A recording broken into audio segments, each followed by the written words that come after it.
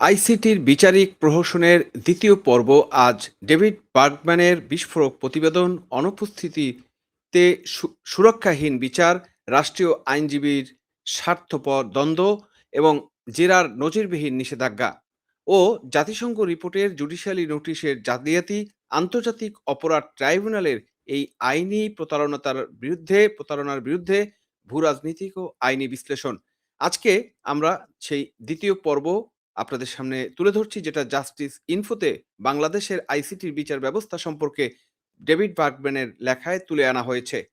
David বার্গম্যানের প্রথম পর্বের প্রতিবেদনে আমরা দেখেছি কিভাবে গ্রেপ্তার, আটক ও জামিনের ক্ষেত্রে বাংলাদেশে আন্তর্জাতিক অপরাধ ট্রাইব্যুনাল আইসিটি আন্তর্জাতিক রোম সংবিধানের তো পারোয়াই করেনি, বরং বাংলাদেশের সাধারণ আইন থেকেও নিচে নেমে গিয়েছে। দর্শক, আজ আমরা কথা বলবো দ্বিতীয় পর্ব নিয়ে। যদি আপনারা ভেবে থাকেন যে শুধু প্রাক বিচার বা প্রি ট্রায়াল পর্বেই জালিয়াতি হয়েছে, তবে বিচারিক আদালত কক্ষে কি ঘটেছে তা শুনলে আপনার গায়ের পশম খাড়া হয়ে যাবে। যে বিচার ব্যবস্থার উদ্দেশ্য ছিল আন্তর্জাতিক মানদণ্ড মানে ইন্টারন্যাশনাল স্ট্যান্ডার্ড মেনে বিশ্ববাসীর সামনে নজির স্থাপন করা, সেই আদালতের এজলাসে আজ বিচারিক নীতিমালার যে চরম অপমৃত্যু ঘটেছে তা তুলে ধরেছেন ডেভিড বার্গম্যান। আসামির অনুপস্থিতিতে কোনো সুরক্ষা কবচ ছাড়াই বিচারের সাজা প্রদান, রাষ্ট্রপক্ষ থেকে এমন আইনজীবী নিয়োগ দেওয়া যিনি একই সাথে পরস্পর সাংঘর্ষিক একাধিক আসামির ওকালতি করছেন, আত্মপক্ষ সমর্থনের প্রস্তুতির জন্য আন্তর্জাতিক নিয়মের তোয়াক্কা না করে মাত্র ৩ থেকে ৫ সপ্তাহের মধ্যে ট্রাইব্যুনাল চালু করে দেওয়া, সাক্ষীকে জেরা করার মৌলিক অধিকার কেড়ে নেওয়া এবং আদালতের ভেতরে সাক্ষীদেরকে কোট কাট পিস বা কাট কপি পেস্ট বা হুবহু মুখস্থ জবানবন্দি প্রশ্রয় দেওয়া, সর্বশেষ জাতিসংঘের রিপোর্টকে জুডিশিয়াল নোটিশ বানিয়ে পোস্টমর্টেম ও বৈজ্ঞানিক তথ্য প্রমাণ কি হাওয়া করে দেওয়া হয়েছে। আজকের ভিডিওতে আমরা ডেভিড বার্গম্যানের এই বিস্ফোরক রিপোর্টটির প্রতিটি প্যারাগ্রাফ ধরে ধরে উন্মোচন করব, কিভাবে বাংলাদেশের আইনি প্রক্রিয়ার নামে এক নজিরবিহীন আইনি তামাশা তৈরি করা হয়েছে। পুরো ভিডিওটি মনোযোগ দিয়ে দেখুন। দর্শক, আপনারা স্ক্রিনে দেখছেন জাস্টিস ইনফো ডট নেট, তাদের এই লেখাতে Bangladesh a new Floyd justice system part 2, যেটা ডেভিড বার্গম্যান লিখেছেন। বাংলাদেশের এই বিশেষ করে আইসিটি যে বিচার ব্যবস্থা সেটাকে নিয়ে কিন্তু উনি তুলে ধরার চেষ্টা করেছেন। এবং এখানে বলা হচ্ছে, despite several reforms to adopt Bangladesh justice system to international standard, the country international crimes tribunals is using the same flawed laws, somethings even worse than those applied under the previous regime. Here are the concern on the way trials are run. দেখেন দর্শক, এভাবে কিন্তু উনি হেডিংটা দিয়ে শুরু করেছে এবং আমি আপনাদের স্বার্থেই একটু বোঝার স্বার্থে আমি বাংলাতে বিশ্লেষণটা আপনাদের করাচ্ছি এবং এখানে কি, কি রয়েছে, কি, কি বিষয়গুলো নিয়ে তুলে ধরা হয়েছে। যেমন এখানে ট্রাইব্যুনাল ফর লেবাননস এবং বাংলাদেশের ইন্টারন্যাশনাল ক্রাইম ট্রাইব্যুনাল যেটা আইসিটির, সেটার কিন্তু বিস্তারিত যে ঘটনাগুলো ঘটেছে এবং সেই কয়েকটা মামলা এসছে, সবকিছু বিষয়গুলো নিয়ে কিন্তু উনি বিস্তারিত আলোচনা করেছেন। আরো একটা কথা বলি, এই ডেভিড বার্গম্যান কিন্তু ঠিক শেখ হাসিনার সময় শেখ হাসিনার সেই বিচারের সময় তার বিরোধিতা করেছিল এবং অনেক রাজাকারের পক্ষে কিন্তু কথা বলেছিল। আজকে কিন্তু সে আবার স্বাভাবিকভাবে এখন যে বিচার প্রক্রিয়া হচ্ছে সেটাকেও কিন্তু উনি সঠিকভাবে দেখে নাই এবং ইন্টারন্যাশনাল স্ট্যান্ডার্ড যেই বিচার হচ্ছে না সেই ব্যত্যয়গুলো কিন্তু তুলে আনার চেষ্টা করেছেন। আসুন প্রথমে আমরা কথা বলি ইন অ্যাবসেন্সিয়া বা আসামির অনুপস্থিতিতে ন্যায় বিচার নিয়ে। আন্তর্জাতিক আইনি ইতিহাস কি বলে সেটা একটু আমরা দেখি।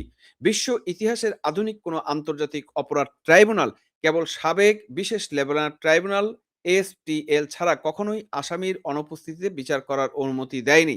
আর সেই লেবাননের ট্রাইব্যুনালও যখন অনুপস্থিতি বিচারের অনুমতি দেওয়া হয়েছিল, সেখানে সুনির্দিষ্ট কিছু রক্ষা কচক বা সেফ গার্ড রাখা হয়েছিল। কি ছিল সেই রক্ষা কবচ? প্রথমত, আসামি বিদেশে থাকলেও তার পছন্দ মতো নিজস্ব আইনজীবী নিযুক্ত করার পূর্ণ অধিকার থাকবে। দ্বিতীয়ত, রাষ্ট্র যদি আসামির পক্ষে কোনো আইনজীবী দেয় এবং পরবর্তীতে আসামি গ্রেপ্তার হয় বা আদালতে উপস্থিত হন, তবে তিনি পুনরায় সম্পূর্ণ বিচারের দাবি করতে পারবেন। কিন্তু আমাদের বাংলাদেশের আইসিটি কি করছে সেটা একটু দেখেন। আইসিটিতে আজ পর্যন্ত সম্পন্ন হওয়া 5টি বিচারের মধ্যে মোট ৬২ জন আসামির মধ্যে ৪৩ জন আসামির বিচার করা হয়েছে তাদের অনুপস্থিতিতে, অর্থাৎ প্রায় ৭০% বিচারের রায় দেওয়া হয়েছে আসামিকে না দেখে না শুনে। আর সবচেয়ে মারাত্মক বিষয়গুলো হলো, লেবানন ট্রাইব্যুনালের মতো কোনো বিচারের অধিকার বা বিদেশে বসে নিজস্ব আইনজীবী নিয়োগের সুযোগ এই আসামিদের দেওয়া হয়নি। ট্রাইব্যুনাল সরকারি খরচে একজন স্টেট ডিফেন্স কাউন্সিল বা রাষ্ট্রনিযুক্ত আইনজীবী দাঁড় করিয়ে দেয়, কিন্তু সেই আইনজীবীর সাথে আসামির জীবনের কোনো যোগাযোগ থাকে না। আইনজীবী জানেন না আসামি নির্দোষ নাকি দোষী। তিনি ঘটনার সত্যতা যাচাই করতে পারেন না, সাক্ষী শনাক্ত করতে পারেন না, এমনকি আসামির বক্তব্য কি তা প্রসিকিউশনের সামনে উপস্থিত করার কোনো সুযোগই পান না। এটি আত্মপক্ষ সমর্থনের আন্তর্জাতিক অধিকারের উপর এক সরাসরি হাতুড়ি পেটা নয় তো আর কি হতে পারে। বিচারিক প্রহসন কতটা নিচে নামলে এমনটা হতে পারে তা বার্গম্যানের রিপোর্টের পরের অংশে উন্মোচিত হয়েছে।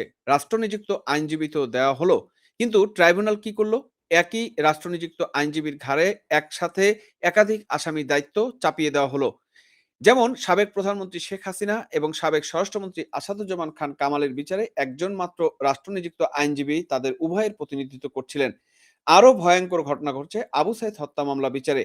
সেখানে মাত্র ৪ জন রাষ্ট্রনিযুক্ত আইনজীবী দাঁড় করানো হয়েছে ২৪ জন আসামির জন্য। অর্থাৎ হিসাব করে দেখুন, একজন আইনজীবীকে একসাথে ৬ জন করে আসামির আত্মপক্ষ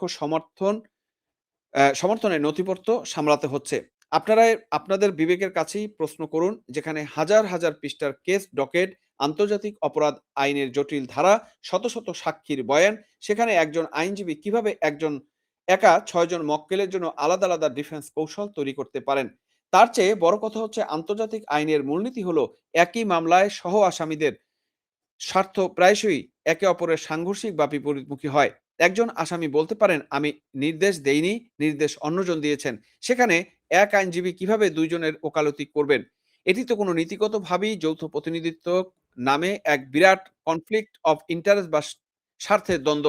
ট্রাইব্যুনাল বাস্তব ব্যবহারিক দিক ও নীতিগত আইনি দিক দুটোই বুড়ো আঙ্গুল দেখিয়ে রায় দিয়ে খালাস হয়ে যাচ্ছে। বন্ধুরা, international covenant of civil and political rights যেটা রয়েছে আইসিসিপিআর এর অনুচ্ছেদ ১৪তে পরিষ্কার বলা আছে, আসামি পক্ষকে তাদের আত্মপক্ষ সমর্থনের প্রস্তুতির জন্য পর্যাপ্ত সময় দিতে হবে। আন্তর্জাতিক বিচারে প্রসিকিউশনের সমস্ত তথ্য প্রমাণ পাওয়ার পর আসামি পক্ষকে প্রস্তুতি নিতে মাসের পর মাস সময় দেওয়া হয়, কিন্তু ১৯৭৩ সালের মূল আইনের সময় ছিল ৩ সপ্তাহ। অন্তর্বর্তী সরকার এসে সেটিকে বাড়িয়ে ৩ থেকে ৬ সপ্তাহ করলো, আবার ২০২৫ সালে সংশোধন করে তা কমিয়ে আনা হলো মাত্র ৩ সপ্তাহে ফেরত চলে গেল। বাস্তবে ট্রাইব্যুনাল ৮ সপ্তাহের কথা বললেও প্রধানমন্ত্রী ও স্বরাষ্ট্রমন্ত্রী মামলার ক্ষেত্রে দেখা গিয়েছে ২০২৫ সালের ২৫শে জুন চার্জের নথি দেওয়ার মাত্র ৫ সপ্তাহের মাথায়, অর্থাৎ ২রা আগস্ট বিচার শুরু করে দেওয়া হয়েছে। আবু সাইদ হত্যা মামলার সময় দেওয়া হয়েছে ২ মাসেরও কম। আন্তর্জাতিক অপরাধ আইনের কোনো অভিজ্ঞতা না থাকা রাষ্ট্রনিযুক্ত আইনজীবীদের এত বিশাল ফাইল ৫ সপ্তাহ পরে বিচার শেষ করতে বাধ্য করা হচ্ছে। এটাকে বিচার বলবেন, নাকি ক্যাঙ্গারু কোর্টের রায় ঘোষণার দ্রুতগতির ট্রেন বলবেন? আজ জেরা করার ক্ষেত্রে জেরা করার ক্ষেত্রে ট্রাইব্যুনাল কানাকানুন যেটা আছে সেটা একটু শোনেন। কার্যনির্বাহী নিয়ম ৫৩(২) অনুযায়ী নিয়ম করা হয়েছে, জেরা অবশ্যই একজন সাক্ষীর মূল জবানবন্দির বিষয়ের মধ্যে কঠোরভাবে সীমাবদ্ধ থাকবে। এর মূল কৌশলটা কি সেটা একটু বুঝুন। পুলিশ বা তদন্তকারী কর্মকর্তার কাছে একজন সাক্ষী তদন্তের সময় একথা বলবেন, আর আদালতে এসে শিখিয়ে দেওয়া অন্য কথা বলবেন। সাধারণ দেশের এভিডেন্স অ্যাক্ট বা সাক্ষ্য আইনের আসামিপক্ষের আইনজীবীর সাথে পূর্বে লিখিত জবানবন্দি টেনে ধরে সাক্ষীর মিথ্যাচার উন্মোচন করে দিতে পারেন। কিন্তু আইসিটির এই নিয়ম ৫৩(২) এর দোহাই দিয়ে বিচারকরা আসামিপক্ষের আইনজীবীদের মানা করে দেন। ফলে পুলিশ বা তদন্তকারী কর্মকর্তাদের কাছে সাক্ষী যাই বলুন না কেন, আদালতে এসে বানানো গল্প বললে সেটাকে চ্যালেঞ্জ করার আইনি দরজাই বন্ধ। রিপোর্টের জ্বলন্ত উদাহরণ দেওয়া হয়েছে রাজনীতিক হাসানুল হক ইনুর মামলায়। সেখানে ৪ জন প্রসিকিউশনের সাক্ষী আদালতের সামনে দাঁড়িয়ে প্রায় শব্দে শব্দে হুবহু একই বাক্য মুখস্থ বলেছেন। ৪ জনের জবানবন্দিতে মিরর নাও, নিউজ 24, আরটিভির উস্কানিমূলক বক্তব্যের একই বিবরণ, যেন একজন স্ক্রিপ্ট লিখে ৪ জনকে মুখস্থ করে পাঠিয়েছেন। কিন্তু আইসিটির এই অদ্ভুত নিয়মের কারণে আসামিপক্ষের আইনজীবী ৪ সাক্ষীর মধ্যে এই স্পষ্ট যোগসাজ বা কপি পেস্ট জবানবন্দি নিয়ে আদালতে একটা প্রশ্ন তুলতে পারেননি। সাক্ষীর মিথ্যাচার রক্ষার জন্য এর চেয়ে বড় ছাতা আর কি হতে পারে? তার মানে ব্যাপারটা আপনারা বুঝবেন যে সাক্ষী যারা দিয়েছে, তারা যে সাক্ষী দিয়েছে তাদেরকে একই স্ক্রিপ্ট মুখস্থ করা হয়েছে। এটাকে প্রতিপক্ষের আসামি যে জেরা করবে সেটার কোনো সুযোগ তাদেরকে রাখা হয়নি, এবং সেই ব্যবস্থা কিন্তু রাখা হয়নি। তার মানে এরা যেটা বলেছে সেটাই মেনে নিতে হবে। তাদেরকে জেরা করে তারা সত্য বলল না মিথ্যা বলল, এই জাস্টিফিকেশন করা যাবে না। দর্শক, এমন নিয়ম কানুন মনে হয় আমরা কোনোদিন সিনেমাতেও দেখিনি। আমরা সিনেমাতেও দেখেছি সবসময় যে আদালত, আসামি এবং বিবাদী পক্ষ দুজনই কিন্তু বাদী বিবাদী পক্ষের যারা সাক্ষী আছে তাদের মধ্যে জেরা করা হয়। একজন এক প্রশ্ন উত্তর দেয়, আরেকজন সেটাকে ডিকোড করার চেষ্টা করেন। এটাই তো নিয়ম। তার মাধ্যমে তো সত্যটা বেরিয়ে আসবে এবং আসামির মূল অপরাধ মানুষের সামনে উঠে আসবে। সুতরাং এই ধরনের কোনো সুযোগ কিন্তু এখানে নেই। সেটাই ডেভিড বার্গম্যান তার এই লেখাতে উঠিয়ে নিয়ে এসেছেন। জালিয়াতির শেষ পেরেকটি মারা হয়েছে জুডিশিয়াল নোটিশ এর নামে। জুডিশিয়াল নোটিশের আন্তর্জাতিক নিয়ম হলো যেসব বিষয় সর্বজন বিদিত বা সর্বসম্মত সত্য যেমন সূর্য পূর্বে ওঠে সেগুলোর জন্য আলাদা প্রমাণ লাগে না। কিন্তু বাংলাদেশের আইসিটি আইন সংশোধন করে বলা হলো সরকারের যে কোনো নথি এবং জাতিসংঘের যে কোনো রিপোর্টকেও ট্রাইব্যুনাল জুডিশিয়াল নোটিশ হিসেবে প্রমাণ ছাড়াই সত্য বলে মেনে নিতে পারবে। তার মানে ওই যে জাতিসংঘ যে রিপোর্টকে উঠায় নিয়ে আসে ১৪০০ জনকে মারা হইছে, এই যে তথ্যগুলো উঠায় নিয়ে আসে এটা সত্য না মিথ্যা সেটা কিন্তু জাতিসংঘ নিজেই বলেছে যে এটা কিন্তু তাদের জাস্টিফাইড না। তাদের এই বর্ণনাতে বলা হয়েছে যে এটা নিয়ে এখনো তদন্ত চলছে। এটা কিন্তু ফাইনাল না বা জাস্টিফাইড না। এই যে ভয়ংকর প্রয়োগ আমরা দেখলাম, এই যে আইনের বা তথ্যের যে ভয়ংকর প্রয়োগ দেখা গেল ২০২৬ এর এপ্রিলের চলচ্চিত্র নির্মাতা আবু সাইদ হত্যা মামলার রায়ে।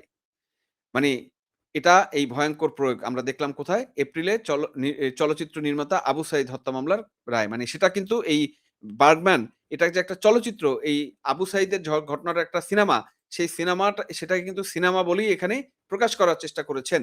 সেখানে ৩০ জন আসামি ছিলেন। আবু সাঈদের মৃত্যুর কারণ নিয়ে আসামিপক্ষের আইনজীবীরা বৈজ্ঞানিক ও ডাক্তারি তথ্যের ভিত্তিতে বিতর্ক তুলতে চেয়েছিলেন।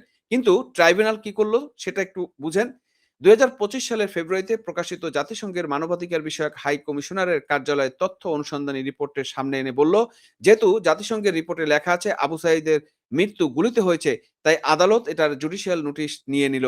অর্থাৎ মানে জাতিসংঘ যেহেতু বলছে গুলিতে মারা গেছে, জাতিসংঘকে কিন্তু ফরেনসিক তদন্ত বা ময়নাতদন্ত এই জিনিসগুলো না করেই কিন্তু বলেছে তারা।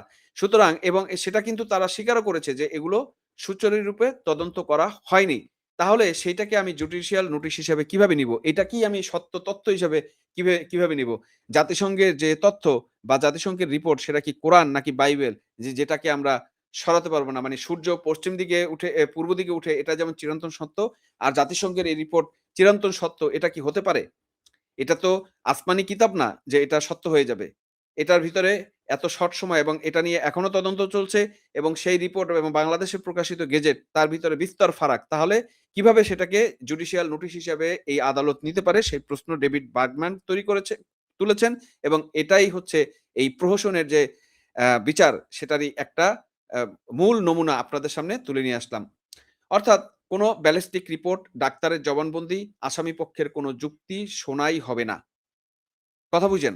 এখানে কি বলা হচ্ছে যে এই যে জাতিসংঘের রিপোর্ট এইটা কি আমি বাইবেল ধরে, এইটা কি আমি কোরআন হাদিসের মতো ধরে ওটা কি আমি মেনে নিবো? কোনো বৈজ্ঞানিক রিপোর্ট তাকে পরীক্ষা করা ফরেনসিক রিপোর্ট আমি যেটা আপনাকে একটু আগে বললাম বা এই যে সুরতহাল রিপোর্ট, ময়নাতদন্ত এগুলোর কোনো মানে বৈজ্ঞানিক যে এনালাইসিস মানে কিভাবে মারা যাইতে পারে সেই ধরনের যেটা দিয়ে আসলে যুগ ধরে হাজার শত বছর ধরে বা আমাদের আইন প্রক্রিয়া চালু হওয়ার পরে এই তদন্তের মাধ্যমে যে বিচার সালিশগুলো তৈরি করা হয়, যে সত্যগুলোকে উদ্ঘাটন করা যায় কিভাবে একটা মানুষের মৃত্যু হয়েছে, সেইগুলোকে বিশ্লেষণ করে কিন্তু পরবর্তী যাচাই-বাছাই করে আসামি কে মেরেছে বা কিভাবে মেরেছে সেগুলোকে প্রমাণিত করা হয়। কিন্তু সেই ধরনের কোনো সুযোগ এই আদালত রাখে নাই।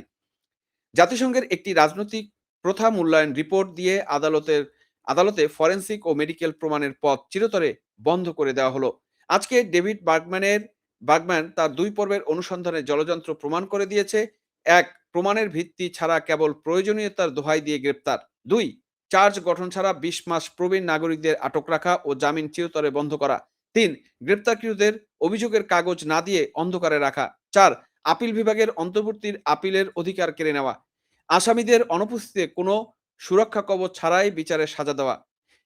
৬ নম্বর একই আইনজীবীকে ৬ জন সাংঘর্ষিক আসামির ওকালতি করতে বাধ্য করা।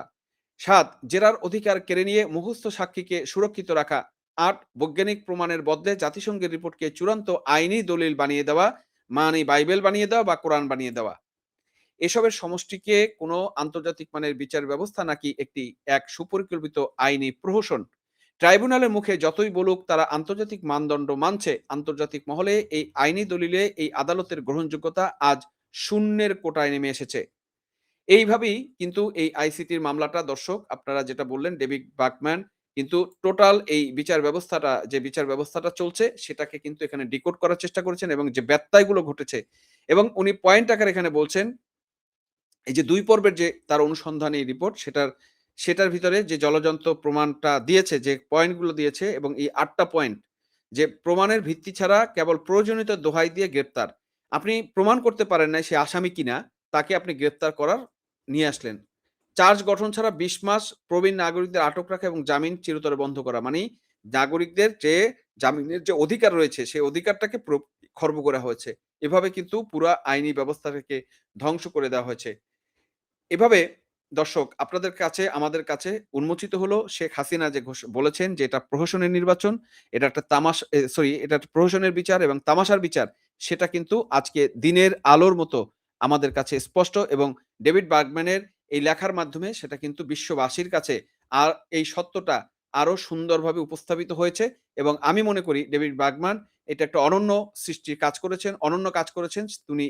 তিনি এই আইসিটির বিচারের যে প্রহসন এবং ব্যত্যয়গুলো তুলে ধরে এনে। দর্শক আপনারা কি মনে করছেন অবিলম্বে কি এই ত্রুটিপূর্ণ বিচার ব্যবস্থা ও স্বৈরাচারী আইনগুলো বাতিল করা উচিত নয়? আপনার অকাট্য আইনি মতামত কমেন্ট বক্সে আমাদের জানাবেন। সত্যের এই লড়াই ছড়িয়ে দিতে ভিডিওটি শেয়ার করুন এবং চ্যানেলটি সাবস্ক্রাইব করুন। দেখা হবে পরবর্তী অন্য কোনো পর্বে।